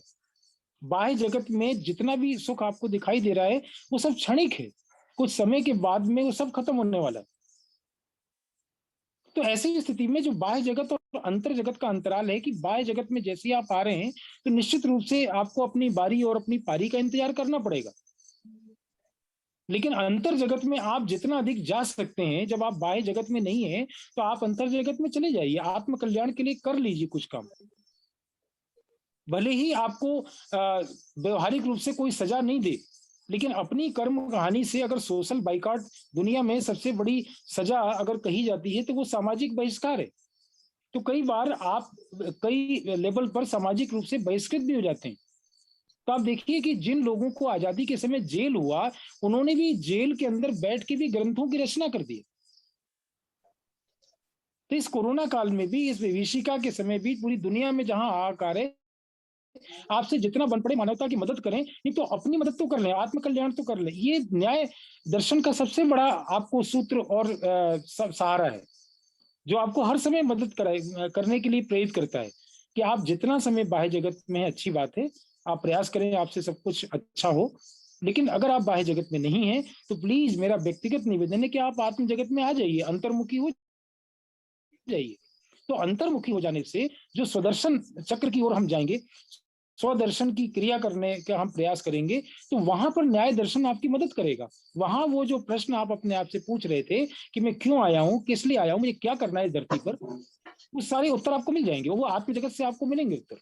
और वहां आप न्याय दर्शन को लगा के देखिए तो आपको समझ में आएगा कि ये जो अंतर जगत में रहने वाला जो मामला था, ये हमको ज्यादा परसेंटेज करना पड़ेगा। अभी तो आप 50-50 कर रहे हैं तो बेचैनी हो रही है कितना मैं अंदर रहूं, लेकिन इसको आप जब 80-20 करेंगे, आप 80% अंदर रहेंगे और 20% आप बाहर आएंगे, तो भले ही आप समाज से आप बहिष्कृत हो गए हैं या सोशल बाइकआउट की सजा आपको मिल रही है दुनिया की इस विभीषिका में, लेकिन वो सोशल बाइकआउट की सजा, वो एकांत, वो मौन आपके स्वयं के दर्शन के लिए, अंतर जगत को उचित और अनुचित का ज्ञान कराने के लिए बहुत पर्याप्त समय है। और यहाँ पर आपका न्याय दर्शन और आप न्याय दर्शन से जुड़े हुए जो बोध हैं उसको आज जब संज्ञान लेंगे तो आपको पता चलेगा कि ये आत्म जगत कितना बड़ा है, कितना बृहद है, कितना इसमें कार्य था। कि जीवन का एक बहुत बड़ा समय ऐसे ही निकल गया, क्योंकि बाह्य जगत में जो कुछ भी हमें दिखाई दे रहा है उसको सत्य मानने का जो हमारी भूल है वो हमें अंतर जगत में जाए बिना कैसे दिखाई देगी। ज्ञान के मामले में जितनी भी ऋषि मुनि या साइंटिस्ट को आप पढ़ेंगे तो उन्होंने हमेशा ये तर्क दिया है कि जब मैं एक नया ज्ञान जानता हूं तो मुझे पता चलता है कि मैं कितना बड़ा ज्ञानी हूं। जैन दर्शन में आप पढ़ेंगे तो यही बात आती है कि कब तक आप जानोगे, आप कुल मिला के जानते ही तो हो। हमारे और आपके बीच में क्या अंतर है? मैं कुछ जानता हूं जो मैं आपको बता रहा हूं, जो आप ये नहीं जानते कुछ और जानते होंगे। तो केवल जानने से आप सर्वज्ञ नहीं हो जाएंगे, जानने से आप आत्मकल्याण नहीं कर पाएंगे, जानने से आप न्याय दर्शन को अपने जीवन में लागू नहीं कर पाएंगे। जानने के अतिरिक्त उसको मानना, उसको पहचानना, उस आचरण पर चलना, उसमें जीना, ये आपकी बहुत बड़ी पूंजी है जिसे किसी भी कीमत पर आपको अर्जित करना चाहिए। और उस अर्जन में न्याय दर्शन हमारे लिए बहुत बड़ी भूमिका निभा सकता है। तो मेरा तो निवेदन है कि अगर इस न्याय दर्शन के प्रति हमारी आस्था और हमारी श्रद्धा और हमारी मान्यता जितनी प्रगाढ़ होगी, वो निश्चित रूप से हम अपने जीवन को ज्यादा सक्षम और समर्थ और प्रासंगिक बना पाएंगे। और वर्तमान मनुष्य जीवन के पर्याय में भी हम देखें कि हम बड़े भाग्य मानुषतन पावा को भी हम सिद्ध कर लेंगे, लेकिन न्याय दर्शन को आपको लगाना पड़ेगा, और नहीं तो कोई अंतर आपको दिखाई नहीं देगा। मैं कई बार आम धारणा में ये कहने का प्रयास करता हूं कि एक इंसान जो अंतर्मुखी है, आत्मकल्याण के लगा हुआ है, और एक आम आदमी में उसमें क्या अंतर है? तो तीन बातें निकल के आती हैं कि वो आम आदमी जो 8 घंटे कार्य कर रहा है, 8 घंटे वो विश्राम कर रहा है, और 8 घंटे दुनिया में वो भ्रमण कर रहा है। तो ये जो 8×3=24 हैं, जो आत्म कल्याण के रास्ते पे हैं, वो अपने इन 8-8 घंटे के स्लैब में से 2-2 घंटे चुरा लेते हैं। अर्थात वो 6 घंटे कार्य करते हैं, 6 घंटे वो विश्राम करते हैं, 6 घंटे वो भ्रमण करते हैं दुनिया में या बाकी कार्य करते हैं, लेकिन उनकी जो दिनचर्या होती है वो 6×4 होती है। तो वहां वो ब्रह्म मुहूर्त के समय 2 घंटे का उपयोग कर लेते हैं। उसके बाद में वो जो सूर्योदय होने के बाद में 2 घंटा वो स्वाध्याय कर लेते हैं, संध्या कर लेते हैं, उसके बाद वो स्वाध्याय कर लेते हैं, ध्यान कर लेते हैं। तो इस तरह से सुबह 4 बजे से लेके और 8 बजे तक का समय, और शाम को फिर 6 से 8 का समय, लगभग ये 6 घंटे स्वाध्याय करके आत्म कल्याण और न्याय दर्शन के प्रति जो सजगता होती है उससे वो अपने इसी जीवन में उच्चता को प्राप्त कर लेते हैं। और जो लोग ये करते हैं वो उनके स्वयं के जीवन में उजाला रहता है, पारिवारिक जीवन में प्रकाश रहता है, सामाजिक जीवन में प्रकाश रहता है, देश में वो अपनी सहभागिता दर्ज कर पाते हैं, और दुनिया के बीच में एक मिसाल कायम कर पाते हैं। अर्थात वो दुनिया के लिए आधार मूर्त भी होते हैं, और उद्धार मूर्त भी होते हैं, और उदाहरण मूर्त भी होते हैं, और अनुभवी मूर्त भी होते हैं। तो मैं उम्मीद करता हूं कि न्याय दर्शन के द्वारा निश्चित रूप से अपने जीवन को परिमार्जित करते हुए, परिष्कृत करते हुए, हम अपने विवेक और अपनी प्रज्ञा का अधिकतम इस्तेमाल करेंगे, और इस बात के लिए एक मानसिक और वैचारिक और भावनात्मक और आत्मिक तैयारी कर लेंगे, जिसके द्वारा हम इस सृष्टि पर न्याय दर्शन को अपने जीवन में लागू करके संसार के लिए, जगत के लिए, मानवता के लिए, मंगल के लिए आधार मूर्त भी बन पाए, और हम उद्धार मूर्त भी बन जाएं, और अनुभवी मूर्त भी बन पाए, और उदाहरण मूर्त बन के हम मंगलकारी कार्यों में अपनी सहभागिता को दर्ज कर सकें। मैं अपनी वाणी को विराम देता हूं, और अपने साधकों से, विद्वत जनों से, उनके मन में कोई प्रश्न हो तो सहज रूप से रख सकते हैं। सभी को हृदय से सादर प्रणाम। जी डॉक्टर साहब, बहुत बहुत धन्यवाद। और आपने बहुत सुंदर तरीके से न्याय दर्शन की अनुमान प्रमाण और शब्द प्रमाण को बहुत अच्छे से प्रस्तुत किया, और किस प्रकार से हम उसको अनुमान को अपने जीवन में एक व्यवहारिक अनुभव के आधार पर उसको महसूस करें, और शब्द प्रमाण का सहारा भी लेते हुए, तो अगर उसे अपनाएंगे तो वह हमारे जीवन में काफी हमको एक ठहराव देगा, और हमारे जीवन में एक सही सुख की अनुभूति कराएगा। तो बहुत बहुत धन्यवाद डॉक्टर साहब आपका। और इसमें विश्लेषण बहुत अच्छा किया आपने। और सभी भाइयों, आपको मैं एक उदाहरण देना चाहता हूँ, चिकित्सकीय उदाहरण देना चाहता हूँ, जिससे आपको थोड़ा सा एक इस विषय पे और स्पष्टता होगी कि हम चिकित्सकीय उदाहरण से पहले आप एक और उदाहरण मेरे ध्यान में आया। जैसे देखिए, अगर हम गाड़ी चला रहे हैं तो गाड़ी चलाते समय यदि हम अनुमान का सहारा नहीं लेंगे तो क्या है कि वो हम गाड़ी नहीं चला सकते। और कि आने वाली जो हम ओवरटेक करते हैं, तो ओवरटेक करने में यदि हम अनुमान का सहारा नहीं लेंगे तो तुरंत हमारी मृत्यु हो जाएगी वहां पर। तो इसी तरीके से वह अनुमान वह हमारे व्यवहारिक जीवन में आया, यानी कि हमें कोई शास्त्र ने नहीं बताया, लेकिन हमने हमें ऐसा लगता है कि हमें शास्त्र ने नहीं बताया, लेकिन वह पहले से हमें हमारे दिमाग में डाला गया। इस प्रकार की घटनाएं होने से, ट्रक के हमारे ऊपर से जाने से, कार के जाने से, गाड़ी के टकराने से हमारी मृत्यु हो सकती है। यह घटनाएं हमने समाज में देखी हैं। तो वह घटनाएं ज्यादा से ज्यादा जो हम ऐसी घटनाएं जो हमारे लिए नुकसानदायक हैं, वो ज्यादा से ज्यादा हम अपने जीवन में जानेंगे, उनका सकारात्मक और नकारात्मक पक्ष दोनों जानेंगे, तो हमें अनुमान ज्यादा हमारे लिए सार्थक होगा। इसी तरह से आजकल जो भी विपरीत परिस्थितियां समाज में हो रही हैं, तो उनके दोनों पक्षों को हमें सामने रखना है और उनके दोनों पक्षों को देखना है कि इसमें जो पूर्ण रूप से सेवा के लिए और परमात्मा के लिए समर्पित और यम नियम को मानने वाले जो लोग हैं, वो लोग क्या कह रहे हैं। यदि वो लोग के बारे में कुछ कह रहे हैं, तो उनके पक्ष को हमें सुनना चाहिए और उनके पक्ष का अनुसरण करना चाहिए।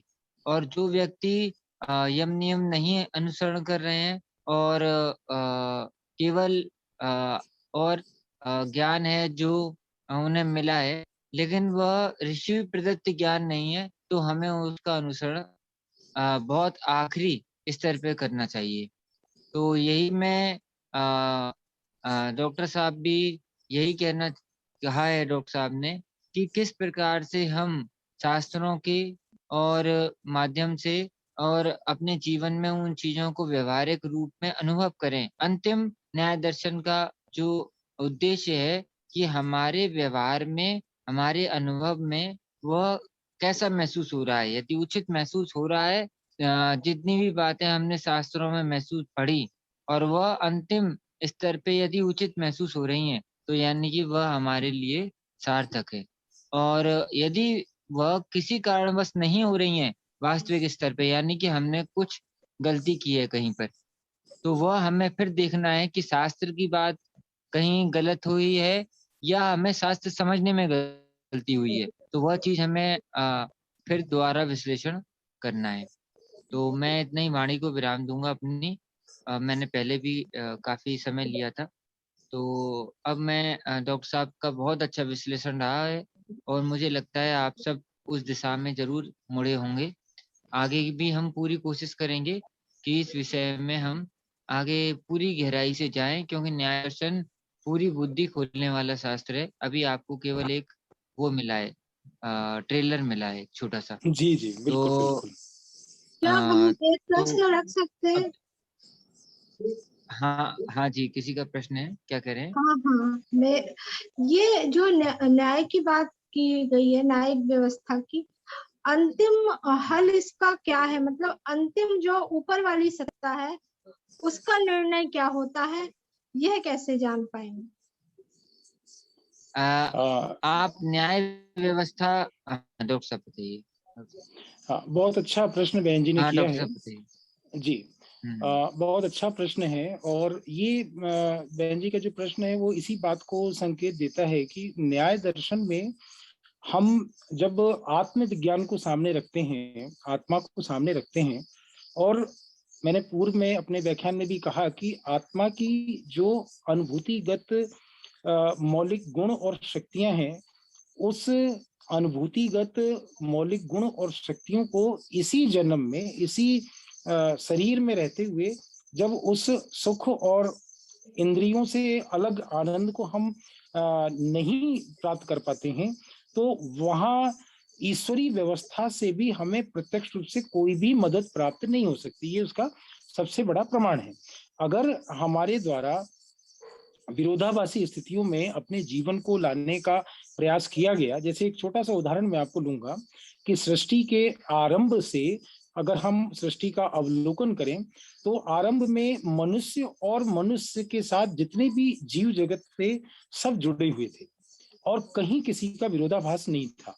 अब आप थोड़ा सा अपने पुरातन अध्ययन में जाएंगे तो पता चलेगा कि वो कौन सी घटना घटी कि धर्म के आगमन के बाद में इस सृष्टि को जो सबसे बड़ा उपदेश दिया गया, और वो ये था कि अहिंसा परमो धर्म, अर्थात मानव जाति जो प्रेम के साथ शांतिपूर्ण तरीके से रह रही थी, उसने जब बल प्रयोग करके दूसरे जीवों को दुख पहुंचाने का प्रयास किया, और एक रक्षक जब भक्षक बन गया और उसे संरक्षक बनना चाहिए था, तो रक्षक का भक्षक बन जाना और संरक्षक का भी भक्षक बन जाना इस बात का प्रमाण था कि सृष्टि में धर्म के द्वारा एक ऐसी जीवन शैली की बात की गई जिसमें अहिंसा परमो धर्म का विचार था।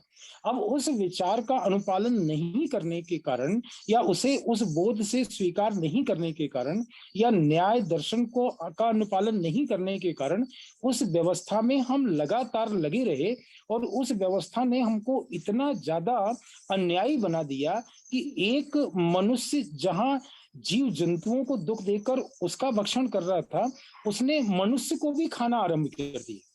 अर्थात एक ऐसी प्रथा ने जन्म ले लिया जो मनुष्य ही मनुष्य का दुश्मन बन गया। इसे मैं मर्यादा के अनुसार बोलना चाह रहा हूं। तो वो जो मनुष्य मनुष्य को दुख देने की प्रणाली में आया, तो पहले उसने जीव को दुख दिया, वहां भी वो दुखी और परेशान रहा। अब इसमें ईश्वर प्रदत्त व्यवस्था में कुछ भी अलग से सपोर्ट या विरोध नहीं था।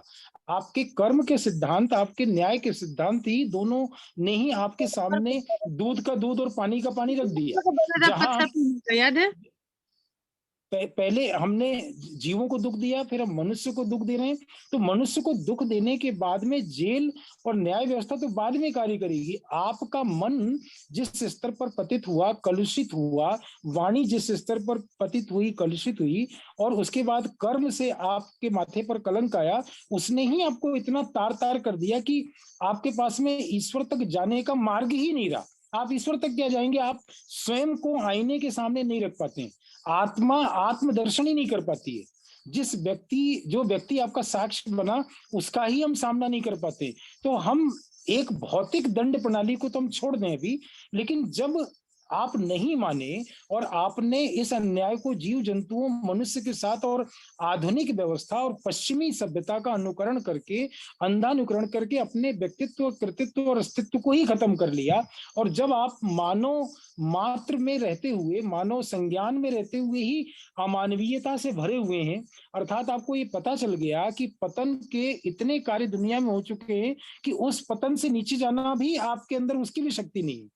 और जो दुनिया के अंदर ऊंचाई पर लोग गए हैं, डॉक्टर साहब उच्चता से भी, बस पूरा संक्षिप्त, हाँ। और उस उच्चता को भी हम पार नहीं पा रहे हैं। तो हमारे पास केवल मध्यम मार्ग बचता है। तो आत्म कल्याण की स्थिति में जैसे जैसे हम आएंगे, तो आपको ऊपर वाले के द्वारा न्याय और अन्याय की दृष्टि में उसकी इंटरवेंशंस की आवश्यकता ही नहीं है। आप तो अपने आप से ही परेशान है। आप हमने आसपास के परिवेश से ही आपको न्याय मिल जाएगा। अगर न्याय दर्शन को हम देखने का प्रयास कर रहे हैं, और जो ऊपरी ताकत है वो तो प्रकृति के 5 तत्वों के माध्यम से जब अपना खेल दिखाएगी, तो उससे तो फिर दुनिया वैसे भी नहीं बच पाएगी, वो हम सब जानते हैं। तो मैं उस विषय पर न आते हुए केवल आत्मदर्शन के परिवेश में लेके जा रहा हूं, जहां स्वयं के द्वारा कर्म अकर्म की और विकर्म की फिलॉसफी का विश्लेषण अगर न्याय दर्शन के हिसाब से कर लेते हैं, तो हमको न्याय सम्मत स्थितियों का संज्ञान स्वमेव हो जाता है। जी डॉक्टर साहब, अभी थोड़ा सा उत्तर को हमें संक्षिप्त में रखना है, और क्योंकि समय का बहुत अभाव है और हमारे पास समय बहुत कम है, तो नितिन आचार्य जी से हम थोड़ा सा पूछना चाह रहे थे। वो तो नितिन जी पूछिए। नित्यान जी। जी प्रणाम सर। प्रणाम भाई सर, प्रणाम। एक मिनट विनय जी, ये नित्यान जी कुछ पूछना चाह रहे हैं, इन्होंने हैंड रेज किया था पहले, तो हाँ नित्यान जी हाँ पूछिए। सर जी, आप न्याय दर्शन के बारे में कोई अच्छा ग्रंथ सजेस्ट कर सकते हैं जो विशुद्ध ज्ञान जिसमें हो, जिसमें किसी भी तरह की भ्रांति या ऐसे अशुद्धि ना हो, ऐसा कोई ग्रंथ आप सजेस्ट कर सकते हो, कोई पुस्तक? हाँ जी, गौतम ऋषि के द्वारा न्याय दर्शन पर जो कुछ भी लिखा गया है वो बिल्कुल न्यायपूर्ण भी है, तर्कसम्मत भी है, और विधि विवेचना के संज्ञान से भी बहुत उचित है। अगर आप उनका पारायण करते हैं तो निश्चित तौर पर आपको सारी चीजों का संज्ञान बहुत सहजता से हो जाएगा। सर इस इसमें पे कोई टीका है? नित्यान जी हाँ जी। मैं आपको इसमें एक इसमें उदयवीर शास्त्री जी हैं, उन्होंने भाष्य लिखा है महर्षि जी का, तो उसको आप खरीद सकते हैं, हाँ, उदयवीर भाष्य। शास्त्री जी का। और जी जी। हाँ, और उदयवीर क्योंकि संस्कृत में जो श्लोक हैं, उन संस्कृत में श्लोकों को आप अर्थ अच्छे से नहीं निकाल पाएंगे, हाँ, शायद उसके निकाल भी लिए लेंगे, ऐसी जी बात जी, नहीं है, उसके लिए लेकिन भाष्य क्या है ज्यादा उचित भाष्य रहेगा। को, हाँ भाष्य अच्छा है। तो उदयवीर शास्त्री जी का भाष्य है, वो पीडीएफ भी उपलब्ध हो जाता है, आप मुझे व्हाट्सएप कर दीजिएगा, मैं उसका लिंक आपको साझा कर दूंगा। और दो बुक और हैं, वो भी मैं कर दूंगा, लेकिन उदयवीर शास्त्री जी की थोड़ा मैं अध्ययन किया है, और उसके वीडियो भी काफी सारे हैं उनके ऊपर, तो आपको काफी जानने के लिए मिलेगा। और यदि आप और ज्यादा गहराई में जानना चाहते हैं तो अन्नम भट्ट जी का तर्क संग्रह है, जी वो भी जी। आपको ऑनलाइन उपलब्ध हो जाता है, और वो थोड़ा वैशेषिक दर्शन को मिलाकर है, तो इसलिए वो थोड़ा विश्लेषणात्मक है। उसके भी हम सत्र करा रहे हैं आचार्य मेहुल जी के द्वारा, तो वो आयुर्वेद के आधार पर न्याय दर्शन कैसे जाने, इसके ऊपर उसका होता है। वो अभी थोड़ा विलम्ब हो गया है उसमें, तो इसलिए हम